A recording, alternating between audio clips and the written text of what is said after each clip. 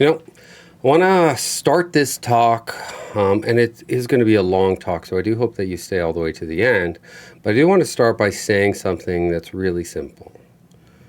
We all have a nervous system that's doing its very best to protect us. And for many of us, that system has been working overtime for years. And what I want you to take away from this video is this, is your emotions, your reactions, your overwhelm, none of it means that you're broken.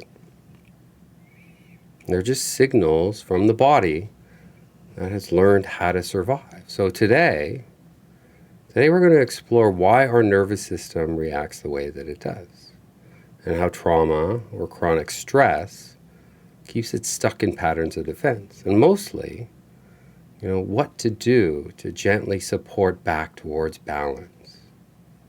So what you're going to leave with this video is just a better understanding of how your body actually works when it comes to emotions, to stress, to safety. And we're also going to share with you some tools to start using right away to regulate, to reset, and to reconnect. So we're going to look at this through a few key ideas from the work of Dr. Stephen Porges. And he has helped us understand that nervous system isn't just fight or flight. It's actually a whole system of communications between your body and your mind. And what you're going to realize is that constantly scanning your world for danger is part of that whole looking for safety part of our nervous system. And what we're going to realize is when life feels uncertain, guess what? That system, our nervous system, gets louder. And when we're around kindness and warmth and steady connection, it starts to quiet down. That's emotional regulation in action. So, my goal for this video isn't to teach you techniques to control your emotions. It's to help you understand them, to see your inner world through the lens of compassion instead of judgment. Because when you understand why you react, you stop fighting yourself for having those reactions. And that's what real healing is, and that's how it begins. So, over the next little bit, what we're going to explore, it's like why our bodies respond to stress and threat the way that they do. And then we're also going to learn how trauma teaches the body to stay alert even when life is calm. What regulation actually means, and also what it doesn't. And a few simple ways to bring yourself back into balance, especially when life feels like it's too much. So if there's one thing that I hope you leave with, it's that safety isn't something that you find outside of you. It's something that you can build inside. And we do it one gentle moment at a time, right? All right, so let's begin exploring why regulation can become difficult, and why sometimes it takes everything that we got just to show how our nervous system has learned to protect us. Because when I first started learning about the nervous system, one of the things that struck me right away was our reactions are not random. They're not random at all. They're patterned. And they make sense once you understand the conditions that they grew from. So let's start there. When the person or the place that should have felt safe also becomes a source of pain, you know what happens to the body? The body learns a very complicated lesson in that moment. It learned that love and danger can live in the same room. And from that moment on, your nervous system started to run two opposite survival programs at the same time. One says, move closer, stay connected so you're not left alone. And the other says, move away. Keep your distance so you don't get hurt. So it's like having a house with two doorbells, and one rings, please don't leave, and the other rings, please don't come any closer. We're living with both of those ringing at the same time. Some days you do hear them both at the same time. That's not a flaw. That's wisdom that grew in very difficult soil. So what we're learning is that your body and your emotions, these are your protectors. and they've adapted to impossible circumstances. So maybe you had to read moods before you could speak. Maybe you had to keep the peace so nobody around you would get angry. Or maybe you learned the best way to survive this is to disappear, to become like invisible, small, or compliant, easy to love. All those strategies came from somewhere intelligent. It's your body needs to stay safe, and when safety is unpredictable, well, guess what? It learns to adapt. But now, what's happened over time is that these strategies get baked deep into our nervous system. So when life gets better, right, even when we're safe now, those old patterns just keep showing up. And the body keeps ringing both doorbells at the same time. One longing for closeness, and the other bracing for pain. And the nervous system doesn't care about logic. It cares about pattern. It says, I know how to survive this way. So if this is working, let's keep doing that. So part of our healing work then is learning how to help the body unlearn that reflex. And we don't do it by force. We certainly can't do it with willpower. But by showing it slowly, gently, that we can be safe in connection again. So I just want to make this real for a moment. Think of a time when somebody offered you care, but made you feel uncomfortable. Or think of a moment where you wanted to reach out, but something inside you pulled back. That push-pull, it's not self-sabotage. That's your nervous system that's testing for safety. Because you know what it's saying? It's saying, can I trust this? Is it safe to rest here? And the good news is that those questions can begin to answer them differently now. We can start answering them differently now because awareness is the first step towards regulation. So when you start to notice the pattern, you're already shifting it. You're beginning to meet the parts of you that once had split apart. The one that longed for love and the one who feared it. And to saying both, guess what? You're safe with me now.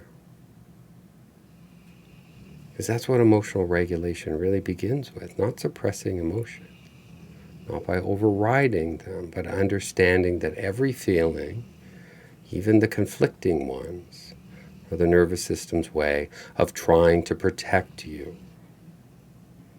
And when we can listen to that without judgment, something inside us begins to soften. Now, if we just kind of zoom out for a moment, if we just kind of take a step back, we want to see what's really happening in emotional regulation. What it is, it's a kind of communication. And it's between your body and your mind. So what's happening is they're constantly talking to each other. The body is asking, am I safe? And your brain is responding, even without words, I think so. Or it might even be saying, I'm not sure. Maybe not just yet. Now, according to Dr. Stephen Porges from polyvagal theory, our nervous system has a built-in hierarchy of responses, and they're designed to keep us alive. But let's strip away the jargon. I just want to kind of put it into human terms for everyone. Because you can think of this as, 3 levels of safety and stress. And you can think of it almost as 3 rooms in your inner house, in your subconscious. Right? And the first room is a social connection room. It's where we feel safe enough to rest, to laugh, to make eye contact. In this room, your breath moves easily. Your digestion works. Your voice sounds warm. And this is your can I be myself state, the home base for regulation. And the second room is fight or flight. This is where your body says, something's wrong. We need to move or protect ourselves right now. And what happens in that state? It's like your heart rate climbs. your muscles tighten, your thinking speeds up. And this response, it isn't bad. It's actually quite useful when there's actually a threat nearby. It's only when we live here for too long that it becomes exhausting. Now the third room. The third room is shut down or collapse. It's when life feels too overwhelming for too long and the system says, let's just power down. You can almost think of it as like a circuit breaker in your house, and it just trips. So you feel tired, you feel numb, disconnected, maybe a sense of hopelessness can overwhelm us. This is your body when it slows everything down to conserve energy. And even that, believe it or not, is also a form of protection. Now, here's where it gets really interesting, and really human actually, is we move between these rooms all the time, moment to moment. And the health of our nervous system isn't about staying in the calm room forever. It's actually about, being able to move fluidly between rooms when life asks for it, to respond and then to come home again. Right? So how do we find our way back home when we've been in fight or flight or freeze? Well, we start by actually learning the language of safety. Because safety isn't an idea, it's a felt experience. Like your nervous system listens for clues, right? It listens for tones of voice, for facial expressions, for body posture, for, just reads the energy of the room. It listens to the rhythm of your breath. It even listens to your own self-talk, the thoughts that are going on in your own mind. And if somebody speaks to you with a gentle voice, and your body hears, oh, you can exhale now. Well, yeah, you can put your hand on your heart and you can breathe a little bit slower and say, you're okay right now. If you walk outside and your eyes track the light through the trees and you hear, maybe we made it through the storm, right? It's safe to look around again. And those are like these little micro movements of regulation, the small bridges that help your body return home. And here's something I want you to remember. And we can't think our way into safety. We have to feel our way into it. By understanding what's happening helps us, get there a little faster because we stop blaming ourselves for the symptoms. So you can look at it. So let's just say you find yourself snapping at somebody or unable to make a decision, or maybe you're just shutting down and craving isolation. That's not you failing. That's your nervous system saying, I'm outside the window of my tolerance right now. And with awareness, we can begin to send the opposite message through breath, through connection, through tone, just maybe even through our presence. That's how regulation begins. Not by forcing calm, but by offering safety. It's like teaching a skittish little animal to trust again. Because if an animal is skittish and scared of you, you don't chase it down. You sit quietly, you breathe. You let it come closer to you in its time. And our body and our nervous system is no different. So like when you offer it small, consistent cues of safety, a warm voice, a slow breath, a steady gaze, it starts to believe you. And belief over time becomes a new baseline of safety. So before we go into practices, just take a moment to appreciate how wise your nervous system really is. Because it's carried you through everything that's ever happened to you. And every time you bring it a moment of safety, even one, just one, you're rewriting the story that you told about the world. So now that we can understand what's happening inside us, let's talk about how we can begin to work with our nervous system, not against it. Because here's the truth. Healing isn't about mastering a set of techniques. It's about building a relationship with your body that's based on safety, consistency, and trust. And just like any relationship, it takes time, gentleness, it takes practice. So let's start with this idea. Regulation happens in small moments, not grand gestures. Because it's not about taking a week off to meditate in the woods. It's not. It's about the micro choices that we make throughout the day that send our system the message that you're safe enough right now. That's all we have to say is we're safe enough right now. So let's look at a few of those micro movements. The first one I'll take you through is the breath. The breath that believes you. Right? Because you've probably been told before, just breathe. Right? It's just like, but when you're anxious or you're overwhelmed, that can feel almost impossible or even annoying for having somebody to tell you that. But here's the secret. It's not about the breath itself. It's not. It's actually about what the breath, what message the breath carries with it. Because when you take like a slow, gentle inhale, not something that's forced, and take an even longer exhale,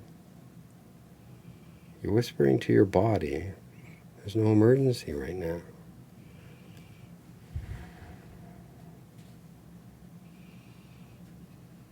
Because every exhale activates what's called the parasympathetic nervous system, the part of you that allows your body to rest and repair. But it only listens if the message is believable. So rather than counting or controlling your breath, try simply just noticing it. Breathing right now, let it just soften a little bit. Just let your shoulders drop. And as you breathe, just notice your belly is rising and falling.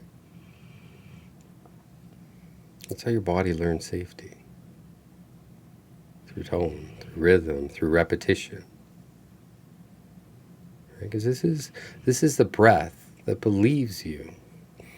You don't have to convince your body. You just have to stay with it long enough for it to trust you again.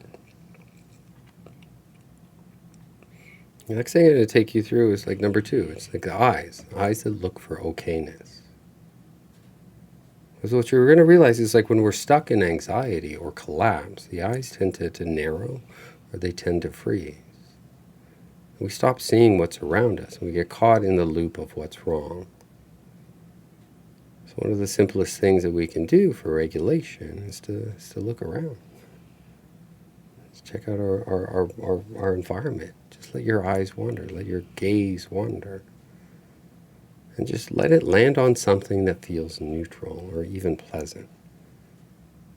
And that could be just a color that you like. Noticing where the light is coming from through the window. Because you don't have to feel safe just yet. You just have to see something that tells your body that right now I'm not in danger. And what this is called orienting. And it's one of the most natural regulatory processes that we have. Because what it does is it tells the brain, the threat is over, you're here. And guess what? You made it. If you do that a few times a day, your nervous system begins to build new evidence that not every quiet moment is dangerous. That stillness can mean rest. And that you can look around without fear. Right? Number 3 I'm going to take you through is the power of co-regulation. One of the biggest myths about regulation is that we're supposed to do it alone. Right? But guess what? As a species, that's just not how we're wired. It's just not. From birth, from our very birth, the time that we were born, our bodies learned regulation through what? Through other people. Through tone, through the tone of voice, the gentle eyes, the steady presence. Right? Because when a baby cries and a caregiver soothes them, their nervous system learns something. Oh, I can bring myself back to calm. And many of us didn't get enough of that. Not because, we're unworthy of it, but because the adults around us were actually just regulated themselves. So as adults, we can relearn it through just safe connection. And what that might look like? Sitting with a friend who just listens without trying to fix you, petting your dog or your cat, talking to somebody whose tone calms you, and even visualizing somebody that you trust. And this could be real, this could be imagined, and then borrowing their calm just for a moment, just borrowing it. Because the body doesn't need the person to actually be in the room. It just needs the memory or the impression of safety. That's the power of co-regulation. Because we heal in the presence of calm, not in the pressure of isolation. Number four, regulation, is the way that we talk to ourselves. Because we can have the best breathing practices in the world, but if your inner voice is sharp and critical, your body will never believe that it's safe. So the next time that you're overwhelmed, try noticing the self-talk. Are you saying, what's wrong with me? Or can you shift it slightly? Well, of course I feel this way. This totally makes sense. Because that one tiny shift, one tiny little thing, this makes sense. That makes sense. That's regulation. Those are regulatory words. Because it takes you out of the shame. And it shifts you into understanding. Because the nervous system doesn't relax under judgment. It relaxes under kindness. When you offer yourself that tone, that same tone in your inner mind, one that you might actually use with a friend, a close friend, your body actually hears it and it responds. And that's the beginning of just nurturing inner safety. And number 5, the rhythm of real life. Right? Now here's where we tie it all together, because regulation isn't a perfect state that we reach. It's not. It's a rhythm that we learn to move in. Because keep in mind, some days we're going to be steady, and then other days, man, they're going to be messy. And guess what? They're both okay. They're both okay. It's the rhythm of life. What matters the most is the return. The moment that you catch yourself and say, I'm overwhelmed right now, let's slow things down. That moment is everything. Because every time that you come home to yourself, you're teaching your nervous system that it's safe to come home to. So if you can remember, one thing, let it be this. You don't regulate to escape your feelings. You don't. You regulate so you can be with them safely. Because that's how healing actually happens. And there's a saying that I really love, right? Safety isn't the absence of threat. It's the presence of connection. Think about that. Because that's what regulation really actually gives us. Not a life without stress, but a life where stress doesn't steal our presence or our breath or our ability to love. So you see, safety is something that we build over time.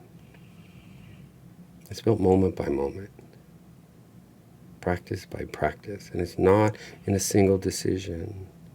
It's actually in a relationship that we create with ourselves.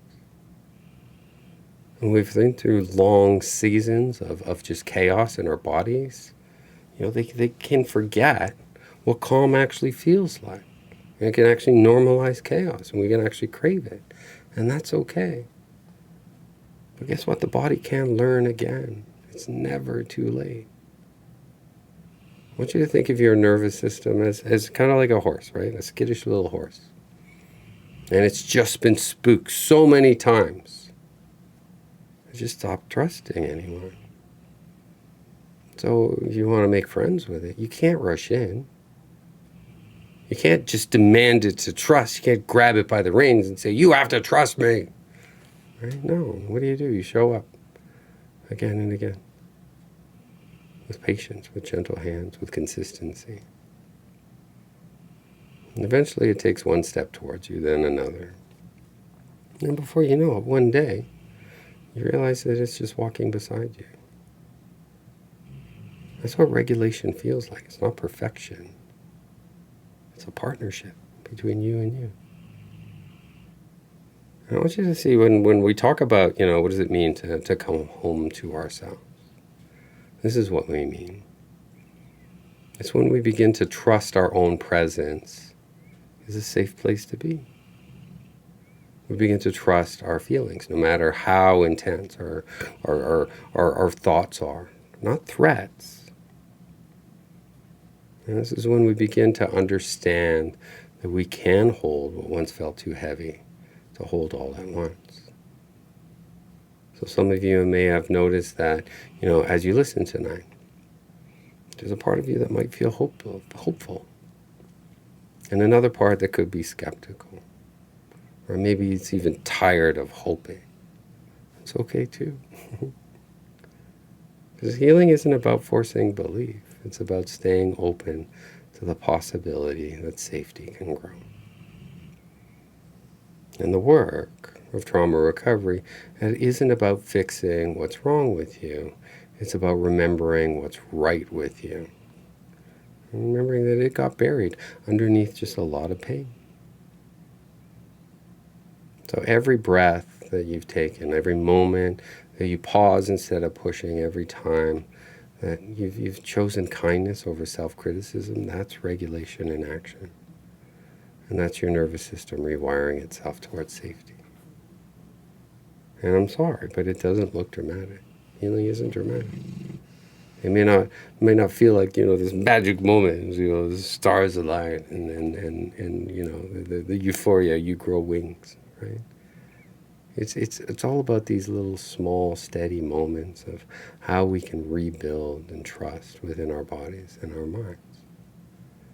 Because I remember one client had said to me, he says, I just want to feel safe, but I don't even know what that means anymore. And guess what? That makes sense considering the story. So we started small. We found one tiny moment each day where she could say, I'm okay right now. And sometimes it was while making coffee. Sometimes it was when she curled up with her dog next to her. Right? But that was it. That was it. It was just one safe enough breath a day. And then repeat that over months, and those moments start to string together. They're like beads on a thread. Until one day she realized, it's just like, my life probably isn't very peaceful yet, but I'm becoming the peace. Because that's what happens when you keep returning home. You start to notice that the safety that you're searching for out there has been quietly growing, inside here. Right? So I'd like to invite everyone, just for a brief reflection. You don't have to close your eyes if you don't want to, but just soften your focus for a moment.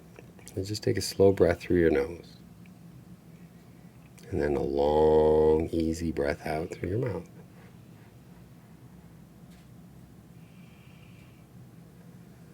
And then feel what it feels like just to let your body settle a little bit more into the chair beneath you. Notice that it's holding you effortlessly. Now think of one small thing, just one, that brought you a moment of calm today. Maybe it was a sound, maybe it was a face, maybe it was a color, the look on a pet's face, a quiet second where you just could exhale. Whatever it is, just bring it into your mind. And then let yourself linger there. That moment is your nervous system remembering safety.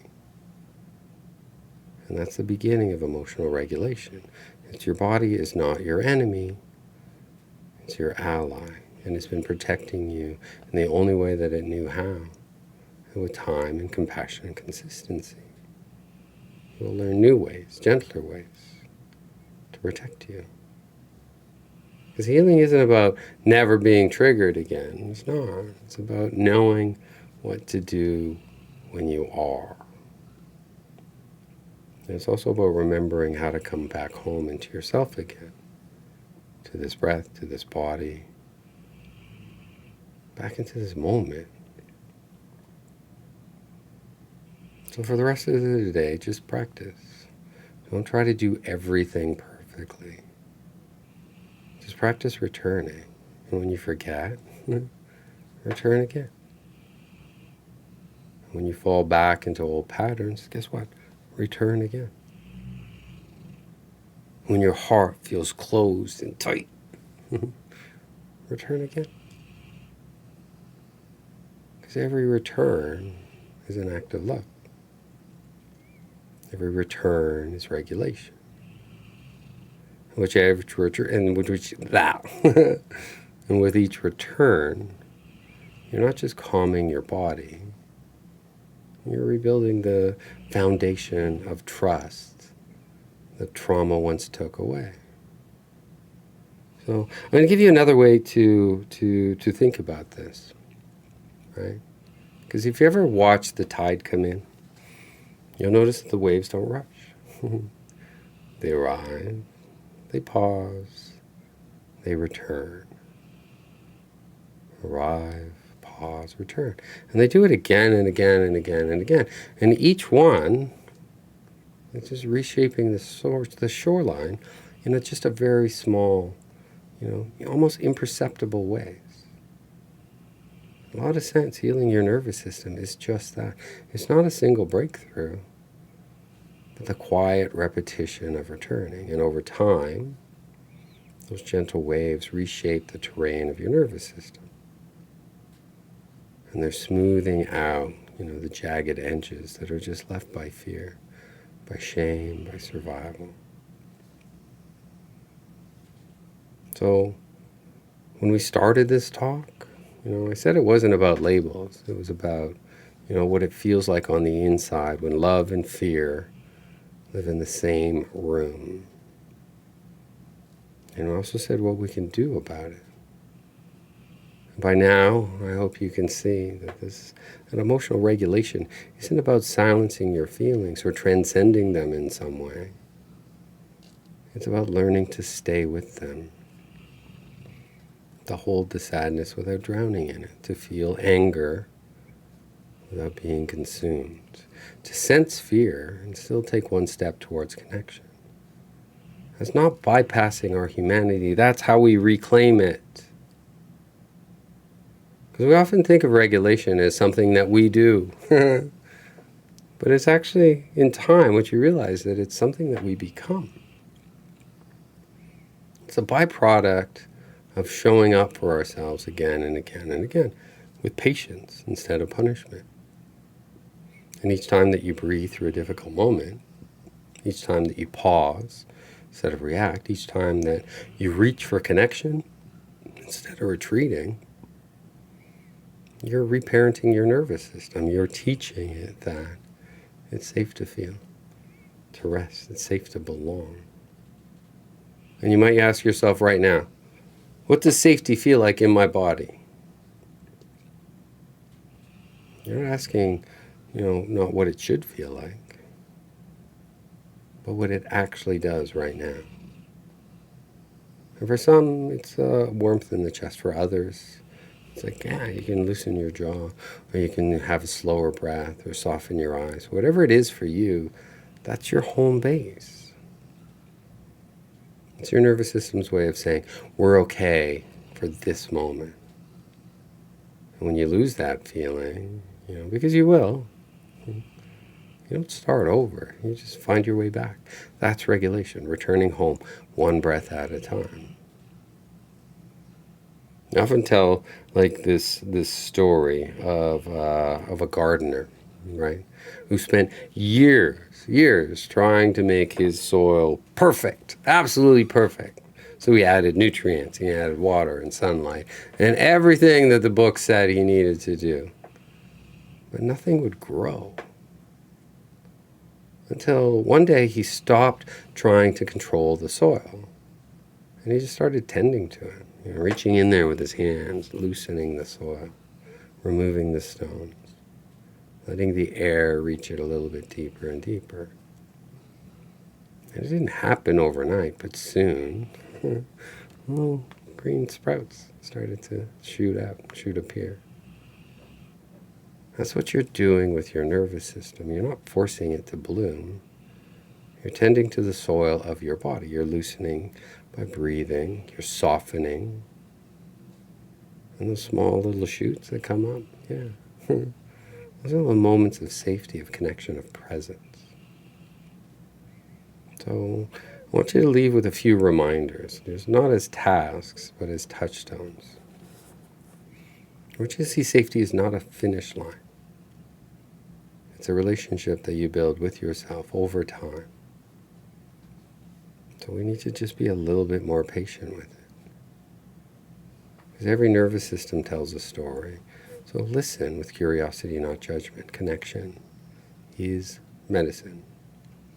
And you're never meant to do this alone. Return is the practice, because every time you come back to yourself, you're healing. You don't have to become unbreakable. That's not it. You just have to become more reachable to yourself and to others and to life. And guess what? Overwhelm will visit again. As it will. Always has. Instead of greeting it as a failure, but start treating it as like the way that your body's remembering how to trust again. You're just saying to it safely, yeah, you're safe with me now. And that truly is the essence of emotional regulation. Not control, not perfection, just presence, understanding. Because the body learns safety through repetition, and the heart learns it through compassion.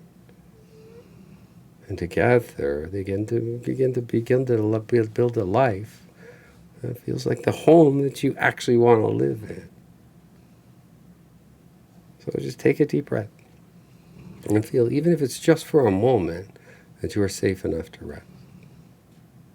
Just for a moment, like you're safe enough to breathe, you're safe enough to belong, right here, in this moment. Because that's how we heal. And I do hope you enjoyed this talk. I hope you got something out of it. And if you did, like, comment, share, help us get this information out there. Subscribe, follow. And if you need more information on programs that I have and healing work that I do, I host workshops regularly. You can find those at www.narcovery.com, or you can find the links below in the links below. And I just want to say thank you for taking the time, because it's a very courageous step to learn about yourself and your own healing process. And thank you for trusting me.